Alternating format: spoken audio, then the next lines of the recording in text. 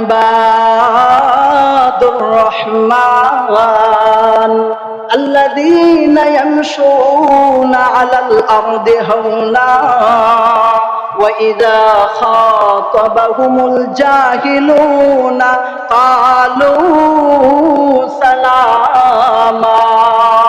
আল্লাহ সুবহানাহু ওয়া তাআলা এই আয়াতের মধ্যে ইরশাদ করেন, রহমানের প্রিয় বান্দা কারা জানো কি? জানো রহমানের প্রিয় বান্দা কারা? রহমানের প্রিয় বান্দা হইল তারা যারা জমিনের মধ্যে হাঁটার সময় অহংকারী মনোভাব নিয়ে হাঁটে না, জমিনের মধ্যে লাইথিয়া তার শক্তি ক্ষমতা প্রকাশ কইরা হাঁটে না, যখন জমিনের উপরে হাঁটে তখন কোমল ভাবে বিনয়ী ভাবে হাঁটে। দুই নম্বর হইল ওয়াইদা খাতাবাহুমুল জাহিলুনা ক্বালু সালামা। মানুষের সাথে ঝগড়া বিবাদ করবে তো দূরের কথা, সে মূর্খদের সাথে জাহেলদের সাথে অযথা তর্ক বিতর্কে জড়ায় না। যখন মূর্খরা কোনো বিষয়ে তার সাথে তর্ক করতে চায় তখন তার একটা সালাম দিয়া চলে যায়।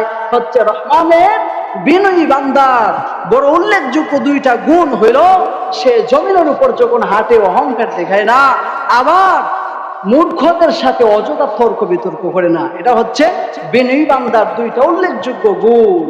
মুহাম্মদুর রাসূলুল্লাহ সাল্লাল্লাহু আলাইহি ওয়াসাল্লামের আরেকটা উল্লেখযোগ্য গুণ ছিল যে তিনি ছিলেন খুব বেশি বিনয়ী। কেমন বিনয়ী ছিলেন? সাহাবায়ে কেরাম রাদিয়াল্লাহু তাআলা আনহুম আজমাইন বলেন যে কানা নবী সাল্লাল্লাহু আলাইহি ওয়াসাল্লাম ইযা তাকাফা কান্নামা ইয়ানহাতু মিন সাবাবিন। সাহাবায়ে কেরাম বলেন যে আল্লাহর রাসূলের সম্মানের তো কোনো অভাব নাই, আল্লাহর পরেই যার মর্যাদা, দুনিয়া আখিরাতে যিনি শ্রেষ্ঠ মহামানব, কিন্তু নবী মুহাম্মদুর রাসূলুল্লাহ এত সম্মানিত হওয়ার পরেও কখনো অহংকারী ভাব নিয়ে জমিনের মধ্যে চলাফেরা করতেন না।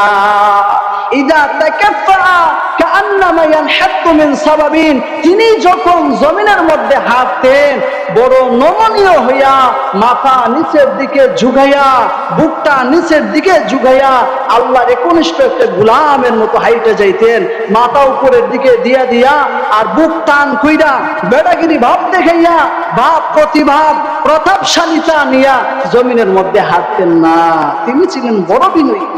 সাহাবীদের সাথে যখন দল বেঁধে হাঁটতেন তখন আল্লাহর রাসূল দলের পিছনে পিছনে থাকতেন। ইদা মাশা মাশা আসহাবুহু আমামা, দেখা যাইতো তার সামনে সাহাবায়ে কেরাম হাইটা হাইটা যাইতেছেন আর তিনি পিছনে পিছনে হাঁটতেছেন।